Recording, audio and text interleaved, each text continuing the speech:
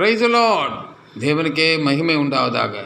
இந்த காலை பொழுதும் உங்கள் அனைவரையும் சந்திப்பதில் மிகுந்த சந்தோஷம் கொள்கிறோம். கர்த்தர் தாமே உங்களை ஆசீர்வதிப்பாராக. வாருங்கள், தேவனிடத்திலிருந்து ஆசீர்வாதத்தை பெற்றுக்கொள்வோம். இன்று நாளுக்கான ஜெபமானது தேவைகளுக்காக ஜெபிக்க போகிறோம். அதுக்கு முன்பாக திருமண நாள் மற்றும் பிறந்த நாள் காணும் அனைவருக்கும் எங்கள் யூடியூப் சேனல் வழியாக வாழ்த்துதனை தெரிவித்துக் கொள்கிறோம். கர்த்தர் தாமே உங்களை ஆசீர்வதிப்பாராக. இந்த நாட்களிலே அநேக தேவைகளுக்கு நம்ம கொண்டு கர்த்தர் இவ்விதமாய் ஆசீர்வதிக்கிறார். காரணம், திருமண தடைகள், கர்ப்பத்தின் தடைகள், கடன் பாரங்கள், இப்படி பலவிதமான போராட்டத்தை தத்தளித்து கொண்டிருக்க குடும்பங்களுக்காக தான் இன்று ஜெபிக்க போகிறோம். விசேஷமாக திருமணம் என்பது நாம் என்ன நினைக்கிறோம் என்றால், நல்ல ஒரு மகனோ மகளோ நம்ம வீட்டுக்கு வர வேண்டும். அதற்காக பிரயாசப்பட்டு பலரிடத்திலும் நாம் போய் நிற்கிறோம். ஆனால் நாம் நிற்க வேண்டிய இடம் தேவனோட பாதம் என்று உங்களுக்கு தெரியவில்லை. காரணம், இவ்வளோ என்னென்னமோ சொல்வார்கள். காரணம், நான் அங்கே பார்த்தேன், இங்கே பார்த்தேன், அவங்க அங்கப்போ சொன்னாங்க, இது செய்ய சொன்னாங்க, அது நடக்கவே இல்லை இன்னும். ஆனால் என்ன தெரியுமா, ஒரு சின்ன விஷயம் உங்களுக்கு சொல்கிறேன்.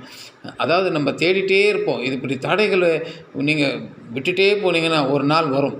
அப்போது நிர்பந்தமாகிடும், இந்த பொண்ணை தான் கட்டியே ஆகணும் அப்படின்ற. ஏன்னா அந்த மாதிரி நிர்பந்தங்களுக்குள்ளே உங்களை தள்ளி விடாதீங்க. இப்போவே கர்த்தரிடத்தில் மனமுவந்து கேளுங்க. கர்த்தாவே, எனக்கு ஒரு ரெபெக்காலை போல், ஒரு யூசப்பை போல் பிள்ளைங்க வரணும். திருமணம் இந்த வருடத்தில் நடக்கணும். திருமணம் ஆகாத வீடுகளிலே இந்த வருடம் திருமண சத்தம் கேட்க போகுது. நம்புறீங்களா? ஹல்லேலூயா, ஆமென் சொல்லுங்கள். அப்படியே நடக்க போகுது. இந்த வருடம் உங்கள் வீட்டில் திருமண சத்தம் கேட்கும். அதே போல் திருமணமாகி பல ஆண்டுகளாக குழந்தை இல்லாத ஒரு பிரச்சனை. இதுக்கு என்ன காரணம் என்ன? நாம் சரிவரியாக ஜெபிப்பது கிடையாது. அதாவது கர்ப்பத்தின் கனிக்காக யார் இடத்துல போய் கேட்பது என்றால், நம்ம பக்கத்து வீட்டில் சொன்னாலும் சரி, அங்கே சொன்னாங்களும் சரி, எது சொன்னாலும் நம்ம அங்கங்கே ஓடுவோம். ஆனால் நம்ம ஓட வேண்டிய இடம் எங்கே தெரியுமா? தேவனுடைய பாதம். நீங்கள் ஒன்றும் இல்லை, நான் எப்போவுமே எல்லாருக்கும் சொல்கிற ஒரே விஷயம்னா, உங்கள் அறை கதவை சாத்திட்டு தேவனோட பார்த்து பேசுங்க. கர்த்தாவே, என் குடும்பத்தில் ஒரு குழந்தை சத்தம் கேட்கணும், என் குடும்பத்தில் ஒரு கர்ப்பத்தின் கனி ஆசீர்வதிக்கப்படணும் அப்படின்னு கேட்டு பாருங்கள். கர்த்தர் ஆசீர்வதிப்பார். ஏன்னா இன்றைக்கி அநேக இடங்களில் நான் நிறைய சாட்சி சொல்லியிருக்கேன். ஆனால் என்னென்னா, 16 வருடம் திருமணமாகி குழந்தை இல்லைன்னு கவலை. நாங்கள் 2 பேருமே சேர்ந்து ஜெபித்தோம். அந்த ஒரு மனுஷனுக்கு 2 குழந்தை பிறந்தது. எவ்வளோ ஆசீர்வாதம் பாருங்கள். இது ஏன் சொல்கிறேன் உங்ககிட்டன்னா, ஜெபிக்கணும் போது விசுவாசத்தோடு ஜெபிக்கணும். கர்த்தர் நிச்சயமாக எனக்கு செய்வார். அநேக போராட்டம் வரும், தடைகள் வரும், சிலர் தவறாக பேசுவாங்க நம்மளை. கவலையே படாதீங்க. ஏன்னா உங்களுக்கு தரப்போகிறவர் கர்த்தர். அவர் திறக்கிற கதவை யாராலையும் மூட முடியாது. அதுதான் நீங்கள் செய்யணும். அதே போல் கடன் பாரம். இன்றைக்கி பெரிய விஷயம் என்னென்னா, உங்கள் ஜெபித்து கொண்டிருக்க எனக்கும் அந்த பிரச்சனை இருக்குது, கடன். அதை எப்படி இதிலேருந்து வெளியே வர்றது அப்படின்ட்டு நம்ம பிரயாசப்பட்டு ஜெபிக்கணும். கர்த்தரிடத்தில் சொல்லணும், ஐசப்பா, நான் அநேக இடங்களில் நான் கடன் வாங்கி கொண்டு கடன் பாரத்தில் நான் தத்தளித்து கொண்டிருக்கேன். இந்த கடனால் என்னால் வெளியே வரவே முடியல. ரொம்ப போராட்டமாகுது. அவ்வளோ சம்பளம் வாங்குகிறேன். ஆனால் அந்த சம்பளத்தை வீட்டுக்கு கொண்டு போக முடியாத ஒரு சூழ்நிலையில் அந்த கடனில் நான் சிக்கி தவிக்கிறேன். எனக்கு ஒரு விடுதலை தாங்க அப்படின்னு கடவுள்கிட்ட கேளுங்க. ஆனால் கடவுளோட ப்ராசஸ் கொஞ்சம் லேட் ஆகும்.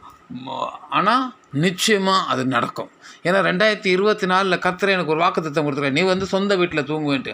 ஆனால் ஏகப்பட்ட பிரச்சனைகள் இருக்க தான் செய்யுது. ஆனால் கர்த்தர் சொன்னது நிறைவேறும். அதை நம்ம பார்ப்போம், நம்ம சொந்த கண்கள் காணும் அற்புதம் நடக்கிறது. அந்த மாதிரி ஒரு விசுவாசம் உள்ள ஜெபத்தை அறிக்கையிடுங்க. நான் என்ன சொல்கிறேன்னா, அநேகருக்காக ஜெபிங்க, வியாதிஸ்களுக்காக ஜெபிங்க, இந்த மாதிரி பிரச்சனை கர்ப்பத்தின் கனிக்காக கேட்குறவங்ககிட்ட ஜெபிங்க, அப்புறமா கடன் பாரத்தில் இருக்கிறவங்களுக்காக ஜெபிங்க, தேசத்துக்காக ஜெபிங்க. அப்போ தான் கர்த்தர் என்ன சொல்ல தெரியுமா? யோபு தன் சிநேகிதனுக்காக ஜெபிக்கும் போது சிறையிருப்பு மாற்றப்பட்டது. யோபுக்கு எவ்வளோ போராட்டங்கள் இருந்தது, நமக்கு ஒன்றுமே கிடையாது. ஆனால் யோபு அவ்வளோ போராட்டத்தில் இருந்தபோது கூட தன் சிநேகிதனுக்காக ஜெபிக்கும் போது கர்த்தர் சிறையிருப்பை மாற்றினார். இன்றைக்கி வாங்க, இன்றைக்கி ஜெபிச்சு ஆசீர்வாதத்தை பெற்றுக்கொள்வோம். கர்த்தாவே, இந்த காலை பொழுதுக்காக உமக்கு நன்றி ஆண்டவரே. இதோ இயேசப்பா, ஆண்டவரே, இந்த திருமணத்துக்காக காத்திருக்கிற வாலிப பிள்ளைகளுக்கும் வாலிப கன்னிகைகளுக்காக ஜெபிக்கிறோம் ராஜா. ஆண்டவரே, ஒரு நல்ல திருமண பந்தத்தை ஏற்படுத்தும். அதுவும் இந்த 2024 இந்த கல்யாணங்கள் நடக்கணும் தகப்பனே. கர்த்தர் இதை செய்யணும் ஆண்டவரே. அப்பா, இது அம்மால் ஆகாத காரியமே இல்லை ராஜா. தேவனால எல்லாம் கூடும் என்ற ஒரு வாக்குத்தத்தம் கொடுத்துருக்கீங்கப்பா. அதே போல கர்ப்பத்தின் கனிக்காக ஜெபித்துக் கொண்டிருக்க ஒவ்வொரு குடும்பத்தையும் நீர் கண்ணோக்கி பாரும். அவர்கள் கர்ப்ப தடைகள் நீங்கட்டும். ஒரு அழகான குழந்தை சத்தம் அந்த வீட்டில் கேட்கும்படி செய்யுங்க தகப்பனே. அப்பா, நீர் அப்படி செய்ய போவதற்காக நன்றி ராஜா. அதே போல் கடனால் தத்தளித்து கொண்டிருக்க, ஐயோ என் பிள்ளைகளுக்கு எதுவும் என்னால் செய்ய முடியலையே, இவ்வளவு சம்பாதிக்கிறேன், அந்த சம்பளத்தில் ₹1 கூட என் பாக்கெட்டில் இல்லையே, இப்படி ஒரு தத்தளித்து கொண்டிருக்க குடும்பங்களுக்காக ஆண்டவரும் பாதம் பிடிக்கிறார் ராஜா. அப்பா, ஒரு அற்புதம் செய்யுங்க. இந்த கடன் பாரத்தை நீக்கி போடுங்க. நீயும் அநேக ஜாதிகளுக்கு கடன் கொடுப்பாய், நீ கடன் வாங்காத இருப்பாய் என்று வாக்குத்தத்தம் கொடுத்தீங்களே அப்பா. அப்பா, நீர் அப்படி செய்வதற்காக உமக்கு நன்றி அப்பா. அப்பா, கனமும் மகிமை உமக்கு தான் ராஜா. அப்பா, நீர் கிருபை செய்ய போவதற்காக, இந்த ஜெபத்தில் யாரெல்லாம் கேட்டார்களோ அவர்களுக்கு ஆசீர்வதிக்க போவதற்காக உமக்கு கோடான கோடி நன்றி ராஜா. இயேசு கிறிஸ்துவின் இனிய நாமத்தில் ஜெபிக்கிறோம் பிதாவே. ஆமென், ஆமென். ஹல்லேலூயா.